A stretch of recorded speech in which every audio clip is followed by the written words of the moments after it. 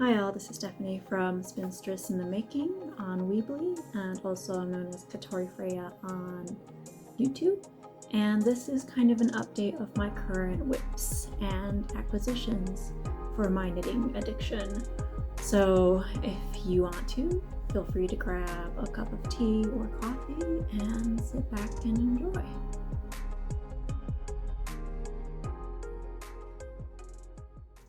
So for the first bit of business, I finished the J sweater that I was working on a while ago, probably actually last year, and it's been sent off to England to my friend, and she's used it multiple times, and so has her spouse.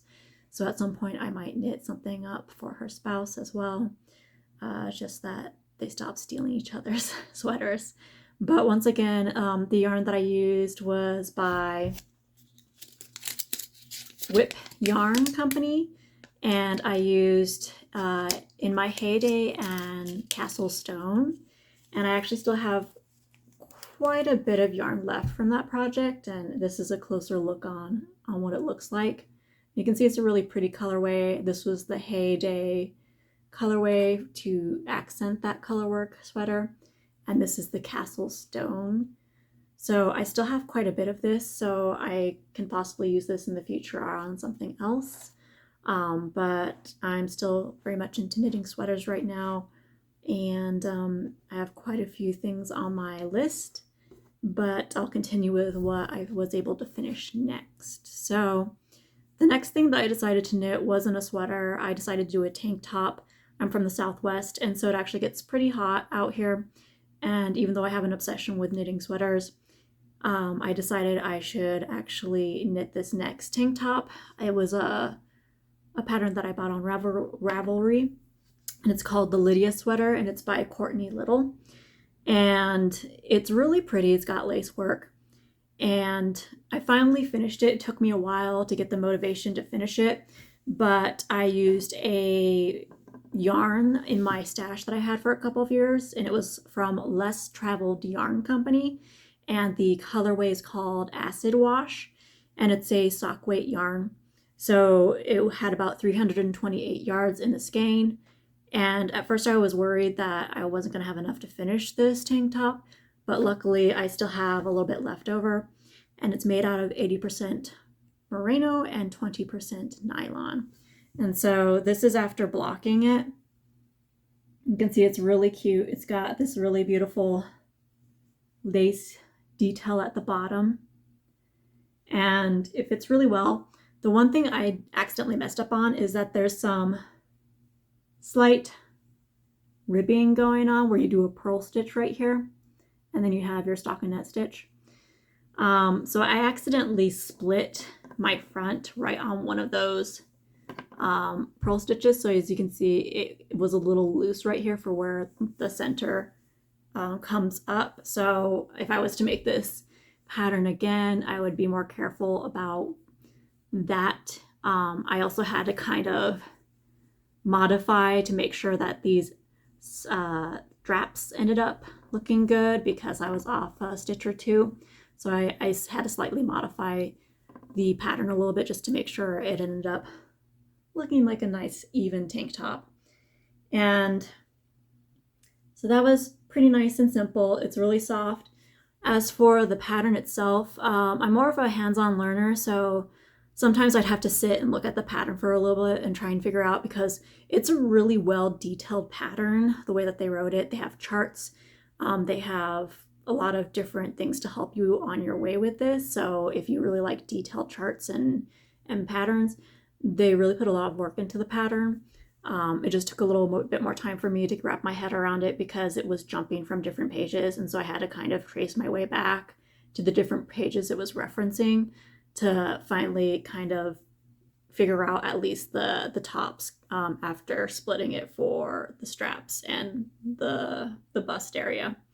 But other than that, I was really happy with how it turned out. And it's super cute, so I would really suggest, if you like a tank top, to try out the Lydia tank. If you have a lot of motivation, you could probably knit it up super fast, but it took me quite a bit of time because I was only knitting on it during knit nights, which is once a week for me. So that took a couple of months, but I was really happy with it. And then also that skein was 328 yards, and I was able to finish with about this much left. Originally I was worried I was going to run out. And this was for the 30-inch bust circumference size. There's a lot of different sizes. It's very size inclusive, those patterns that they have for this. But I did the 30-inch bust with this amount of yardage, and I still had left over just for reference. So it can be a one skein project if you are making a smaller size. But of course, if you're doing a larger size, then you will probably need at least 2 skeins or so. So that was one thing that I finished last year after the J sweater. And then I decided to do another sweater. So I bought the pattern Rocket DK by Tanis Lavellee, I think. And she had a really nice simple sweater. I decided to do it in a plant-based yarn instead of a traditional wool-based yarn. And so for that, I used the Juniper Moon Farm Zooey, which is, I think, 60% cotton and 40% linen. And so originally it wanted me to use 7mm needles on this project for the DK weight yarn. But after kind of knitting up a swatch, I wanted a finer fabric where there weren't so many air holes, and you could kind of maybe get away with not wearing a tank top underneath it. So I switched to a 5mm needle and went up about a size. So I did the 38-inch bust instead of a smaller size. And so it did shrink the size of this sweater a little bit. It still fits me, but I actually gave it to my sister because I think she'd appreciate it more. She doesn't really like animal fibers. And so this was a cotton linen base, and it was something that she could wear, and it fit her better, honestly. So I decided to give this to her. But it's a really pretty, simple sweater. It's got these lovely little details of the air holes. And then the one thing that really drew me to this pattern was it has these beautiful puffed sleeves. Of course, when you knit with a animal fiber, you have the ability of really stretching out to accentuate the area where you've done increases to make the puff sleeves. But because it was linen, it didn't really show off that quality very well. So if you were going to do it in a plant-based fiber, I would suggest modifying your increases in the sleeve part to kind of accentuate that puff a little better, because I really stretched this out when I blocked it, and it still didn't really do too much. So something to keep in mind for that if you do make this sweater in a plant-based fiber. But I'm pretty sure it would work really nicely with a merino or a animal-based fiber, especially with those puff sleeves, which I really loved and was hoping I would get on this.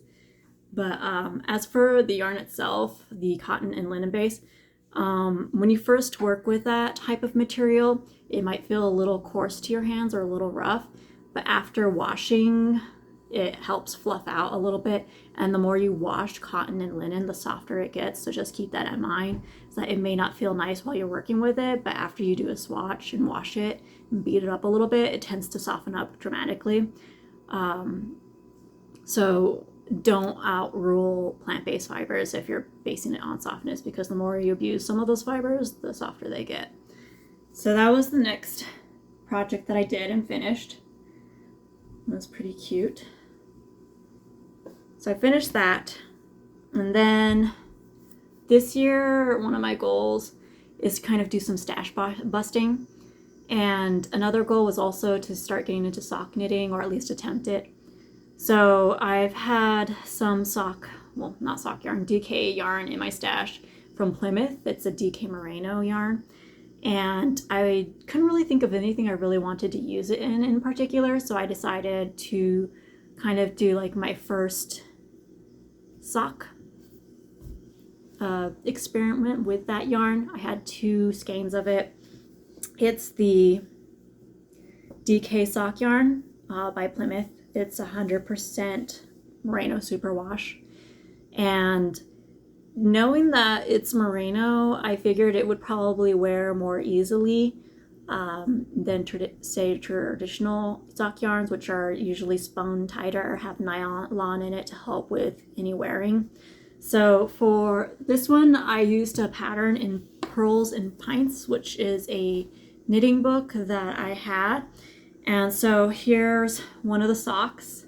It kind of has this fun zigzag pattern right here on the leg portion of it. And I still need to block these actually, but that hasn't stopped me from wearing them or trying them out. So this was the Merino Plymouth yarn right here. And so far it's holding up pretty good. I've worn it out a couple of times in boots. But this heel right here was actually yarn from Canada that I had bought. And it was like this locally produced yarn that I got in Quebec. It's a little rougher, so it's some type of wool. They don't give you the specific breed, but I believe it's 80% wool and it was 20% nylon. And so because it was a little more rough and I thought it might wear a little better, I used those for the heels on these socks, and so far they're holding up pretty good. So I was able to complete both of the socks. They're a little large, so maybe the blocking will help shrink them back down a little bit. If not, they're gonna kind of be more like house slippers or house socks. I'm not gonna really take them out too much, but it was kind of just nice to get used to building a sock. So putting it on the toes and putting it on the heels. With the second sock pair, I accidentally forgot to flip the sock inside out when I added on my toe, so the purl stitches are on the outside on this one. But you know, it hasn't bothered me too much or anything. So overall, I think it was a pretty good experience for my first pair of socks. And something else that kind of really interests me right now is there's a new book out that I decided to purchase, and it's called, I just got it today from Barnes & Noble. It's called Knit 2 Socks in One. This might be backwards for you, but it's Knit 2 Socks in One. And it's by Safiyyah Talley, I believe. I hope I'm pronouncing her name right. I'm sorry if I'm not.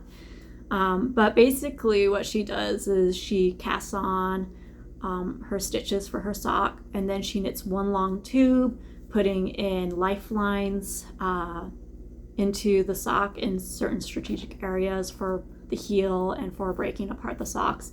And then once you've broken those two, that long tube into two, then you add on your heel, your toe, and your cuff on either one of those socks.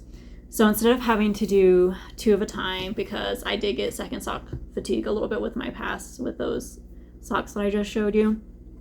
So instead you're just knitting a long tube, you start knitting cuff, you work your way down till you are probably going to add your heel, you put in your lifelines, keep on knitting for the foot, put in your lifeline where you're going to put your toe, keep knitting down, and now that area is kind of where your where your cuff is going to be for the second sock. Knit it until you want to put lifelines in for the heel, and then knit all the way down, and then finish off the end of that tube with a toe. So it's going to be an interesting experience since it's kind of another way of going about knitting 2-in-1s instead of having to use 2 magic loops or having 2 separate balls of yarn. You can just keep your one big ball of yarn all together and just knit until you're done with that tube and putting it in your lifelines. So I think with that one, she has a couple of different patterns in here that incorporate lace or different stitches, and she also is very size inclusive, so she's kind of broken each of her patterns down into like an ankle sock where there isn't really a leg part. There's also a lot of things broken down for children in there too, so you can use it for anything. And then in the beginning of her book, she kind of creates a lot of charts, which is really nice to kind of figure out how many stitches you need to cast on for your different size feet.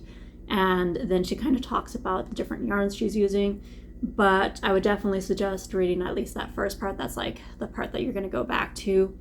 And of course, she really suggests and lives upon doing your gauge so that you can customize your socks. So we'll see how that project goes. That's going to be hopefully in the near future this year. And because of the thought of doing socks, I did acquire some really lovely sock yarn at my local shop. And this is called Happy Feet 100. It's by Plymouth again, Plymouth Yarn Company. And it's a really nicely, tightly spun yarn. It has higher twists, so it hopefully won't wear as much. And it's a 80% Superwash Merino with, I believe, 20%, it is 90% Superwash, and it's 10% nylon. And so this is a pretty nice amount. I think it's 100 grams. It's over 300 yards, I believe. But it's the Happy Feet 100 by Plymouth Yarn Company. And they've got a lot of nice colors. And also, I believe one skein was about $18 or so at my local yarn shop. So it's fairly affordable because I work in an industry where I use a lot of hiking socks.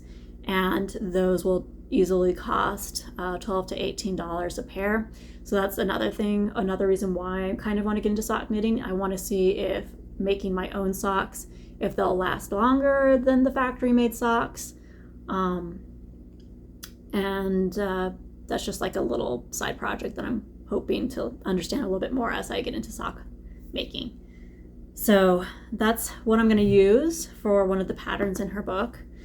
And that will be hopefully in the near future. I am currently working on another sweater. This one is called the AnyDay sweater by Lily Kate France. And the fun thing about it is that instead of seeing your stockinette stitch, you actually flip that sweater inside out and it showcases the purl stitch on the outside of the sweater. It's made with a bulky yarn. And so it's just a nice big comfy sweater. I'm making it slightly oversized because it called for a 7mm needle, which actually doesn't come standard in the Cha Go kits, and that's what I have. So I'm using a 6.5mm needle on this, which is just slightly smaller. But I am doing the small to medium size sweater. And I am currently using, again, it's yarn from Juniper Moon Farm, and it's called Beatrix, and it has 54% merino, 30% angora, and then 16% nylon or polyamide in it. And it's like this really super plushy, soft yarn, and it's in a rose color. So I'm currently now working on the sleeves on this. And this is showing you the sweater inside out. So actually this purl stitch is going to be on the outside and showcased. I still need to add on my neck. There's going to be a collar. So it looks a little wide and it is a little bulky, but adding on that extra piece once I'm done with the arms and the sleeves will help round it out. It's super soft, so this Beatrix yarn is kind of cool in the way that it's constructed, because if you look closely enough at this yarn, it's actually thread weight yarn that's kind of been knitted up into a tube to create this yarn. And so it's has a really nice halo effect, and it kind of captures the air around it, so it's like a nice R insulation factor. And so I'm hoping to get this sweater done before I go to Estes Park for their wool festival. It's something I'm kind of very excited about this year. So I'll be going up there hopefully in June. I think that's when the fiber festival is, but that'll be exciting to go to. It's open air and it's one of the larger ones in the Southwest area, so something I'm very much looking forward to. So far the pattern itself is pretty easy. Certain things are abbreviated certain ways, so you just got to pay attention to that, but overall it's a really nice simple sweater. I think it will be nice and warm for when I go up to an area that's colder than where I am currently. And so that's something that I'm working on right now. And I also got these little needle keepers. These are from Etsy, and it's from Teslababy, and they're just these lovely little silicone needle covers, and they come in a lot of different colors. And so I just got this peach and yellow mixture, and it is really affordable and nice because most of the time when I'm working on projects, it's a finer weight yarn, and so I didn't really have any needle stoppers for my larger needles because I hadn't really used them yet. So I needed to get something that would protect my work and myself whenever I put it into a bag. And these are really cute and nice and easy, and they come in a ton of different colors. So Teslababy on Etsy is where I got these from. And so that is my current project that I hope to finish soon. And then that was a knitting project. And now is kind of my spinning project. So before I started this sweater, the AnyDay sweater, I actually was spinning enough yarn for a cardigan, a colorwork cardigan. I have spun that fiber up now, and I just need to dye it the colors that I want to dye it so that I can maybe make that cardigan. And so here's my largest skein that I've spun up right here. So this is a merino based yarn. I spun it, it's a 3-ply. And so 2 of the singles that I spun up were spun with S twist. And then the last single was spun with a light Z twist. And then I spun those together with Z. So that way the other 2 singles were kind of balanced, but that third single that was spun the same way that it was plied had a little bit of energy to it. So it's a little bit more stretchy and springy and will probably hold its shape better. It's also supposed to help the wearability of this fiber, so we'll see what happens. Originally I was really worried when I spun it up because there's just so much energy in the plied yarn that I was worried I had overplied it, and so some of it I did send back through the spinning wheel again just to release some of that extra energy before I washed them. But after washing them, they turned out pretty good. They aren't super energized as much now, and will lay a little flat and will be easier to work with. So I have this, and basically I have 5 skeins of it now, which is about 1,800 yards that I've spun up, which means that I spun 5,160 yards of singles to get this yarn. So needless to say, I'm kind of done with spinning for right now as a hobby, since I've spun up this much. And this was fiber that I actually had processed years ago by a fiber mill. It was a merino fleece that I bought, and then Morro Fleece Works in California processed it into roving, and then I spun this up. And so this actually took most of my roving, because one of my goals was to use that roving up, so if I wanted to buy another fleece I could. So I used most of that roving. There's a little bit of veggie matter still in it because the fleece I got was a little dirty and had a high amount of veggie matter. But while spinning it, I kind of lost some of that fiber or that veggie matter, and washing it and just continuing to use it, it will break it down more and it'll be fine. It's not the softest, but it's still okay next to skin. And it's going to be a cardigan, so I plan to wear this kind of over long sleeves and things like that. So I'm not too worried. It's not super rough, but it's not the softest superwash merino that you've ever felt. So I'm pretty happy with that. What I want to do is break them down into portions. I have 3 different colors that are going to be used in the cardigan. I think my main color I want to use is maybe a plum purple. accent color is going to be like a very rich gold, and then the last color is just going to be this cream white, the natural color of this, to kind of show off the different color work that I'm planning to do with it. So once I have this, learned how to dye this up with some acid dye, then I will show that, and then hopefully we can get working on that sweater. But I don't know when that's going to happen in the future, but it will be sitting in my stash until I can get that done. So there's that. And then I couldn't resist buying a fleece this year since I had done all that spinning. But this time, instead of having it processed into roving, I actually decided to get it processed into yarn.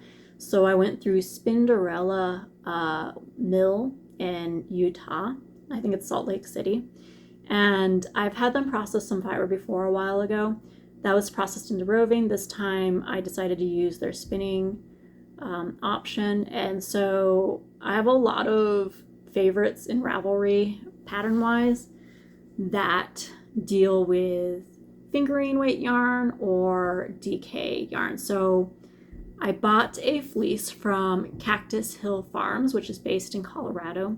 It's a merino cross, the fleece that I got. It was a little dirty. It had some veggie matter in it. She considered it to be a lot of veggie matter, but I didn't think it was too bad.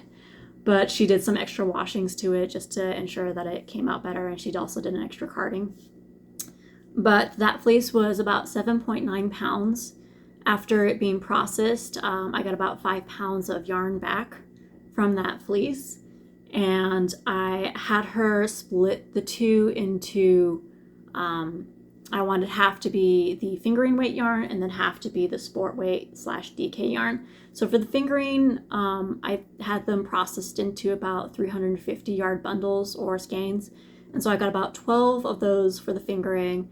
And then for my DK, I think I did around 300 yards per those skeins, and I got about 10 out of that bundle, 10 skeins out of that bundle. So over 22 skeins of yarn came out of that 5 pound processed fleece. And so this is one of those skeins. And as you can see, it's really nicely spun up. These are, I believe, 2-ply fingering weight or sock weight.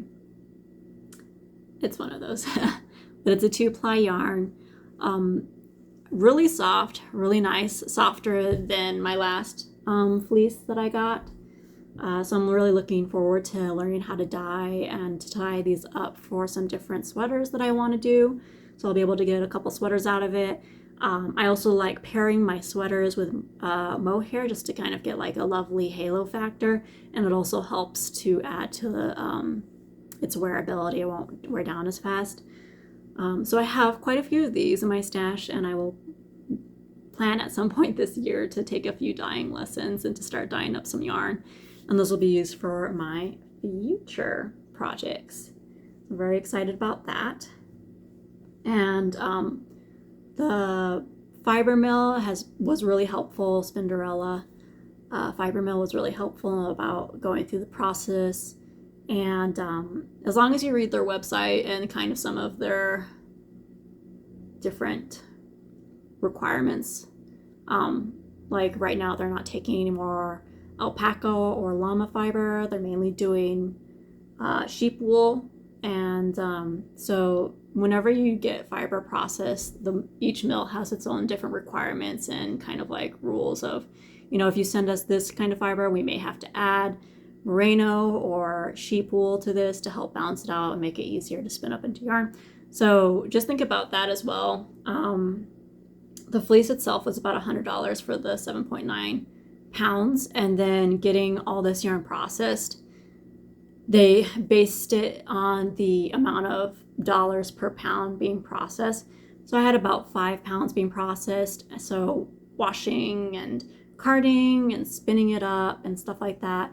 This was a little over, I think, $250 to do it. So it was $350 to get this whole entire process. But for supporting a local business and a local mill, I'm getting really nice soft yarn out of it. when you break it down by skeins, I think it was like maybe close to $17 per skein, which is the same price or a little cheaper than this. But of course, then if you want to dye it, then you can dye it the way you want to and things like that. So just things to think about if you decide to buy a fleece and get it processed. And really don't be afraid to ask the shepherds or the people that you're buying your fleece from to maybe send you a sample, close pictures, just to make sure that you're getting a quality fleece before you send it off to be processed. Because if they can't process, like if it's not a good fleece, or if they find that there's moths living in the fleece or there's insect eggs and stuff like that, they can return your fleece to you or burn it. So just make sure you're getting fleece from a reputable source before sending it off to a mill, just so it's an easier process for you. But yeah, I was really happy with this. And then I have kind of 2 more acquisitions. So at my local yarn shop, every once in a while they do yarn tastings where they'll bring in yarn from companies that they buy their yarn from. So we did a Berroco yarn tasting a while ago, and I think it was our first kind of get together since the pandemic. And the fun thing is we got our own little skeins, we brought our own needles, and we're able to work the yarn at our pace, give feedback on each of those yarns. Of course, you don't say or include your yarn color preference in those feedbacks. It's mainly just working that fiber, seeing how you like the stitch definition, would you buy it with this price tag, stuff like that, just to help them better curate their yarn variety, or their amount of yarns that they have in the shop, for making sure that it's something that would be welcome to most of their knitters that come into the shop. So very much customer driven for the yarn selections, which is nice. And then another thing that happens during that yarn tasting is they'll do giveaways of the yarn, and so they drew my name for their one of their larger giveaways. And so I got for free, like I need more for my stash, it's the Berroco Dulce yarn right here. It's kind of a really nice purple colorway. It's got a lovely halo. And so this has 175 yards on it, and it has 50% cotton, 20% nylon, 16% alpaca, and 14% wool. It's nice and soft. I don't know how it's going to do peeling wise, because I've made a sweater with alpaca and I feel like there's always fuzz coming off of it. It's kind of like having issues with that. So maybe, I don't know how that's going to go. But so I have 4 of these skeins. I'm kind of still thinking about what pattern I want to use with this when I get around to knitting with it, but I will probably need to buy another skein or so of yarn. But the nice thing is I already got 4 of them, so I shouldn't have to get too much more to make a sweater. So I have that, and the other thing that came with that prize was a nice little book on the Dulce yarn by Berroco. So it's a cute little booklet, and in it is some of the patterns they created using this yarn specifically. So I could possibly use one of these for the sweater, because they have a cardigan and a colorwork sweater here. But I think I'm going to go with something that's off of Ravelry that I like more. So it's just a nice little extra thing in case I want to use it at some point. So that was one of those unexpected acquisitions I got. Sorry if there's too much crinkling going on. And then the last thing I have gotten for myself, because I'm trying to get into sock knitting, is sock blockers. So this is from D19 Eco-Friendly Life on Etsy, and they're really pretty plywood blockers. There's 2 of them. I got the custom sunflower on it because my grandma really loves sunflowers. So this is a nice reminder of her because she kind of got me into knitting and into the whole entire yarn hobby originally. And so you can also get your size on this as well, just to help you remember what size your sock blockers are and things like that. So I have 2 of these. The book that I acquired, the Knit 2 Socks in 1, they say that these are pretty helpful for drying down your socks faster after blocking them or for taking pictures, but like they aren't exactly completely necessary, and you want to make sure that you're not using something too oversized to block your socks, because it could cause issues with its elasticity and making sure that they stay on tightly to your feet and don't slouch down. So that's something to consider now that I've read that. But they're still really cute, and I think I'll still use them to maybe take pictures of socks once I finish knitting them up. And I can also try blocking them and see if it really does cause an issue for my socks and them fitting correctly on my feet. So those are some of the things that I've been working on recently, and I continue to want to work on them. So yeah, I have that sweater, and then I'm planning to do knitting for our socks next. But my sister has also requested a few fingerless gloves as well, so that's something I have to think about. But overall, that's kind of my current updates on my WIPs and acquisitions. Traditionally, most of the time I have a lot of different hobbies, so I try to keep one project going at a time for those different hobbies. So I just have the sweater currently for knitting, and then I just finished a quilt, so I'm a little tired with quilting, but I do have to make another quilt this year for Christmas, that is a king size, so I need to start on it soon. I'm kind of just dragging my feet on that because I need to create a pattern for it. So there's that, but I hope everybody's doing well right now, staying safe, staying healthy, and I will see you guys next time on another update. Bye!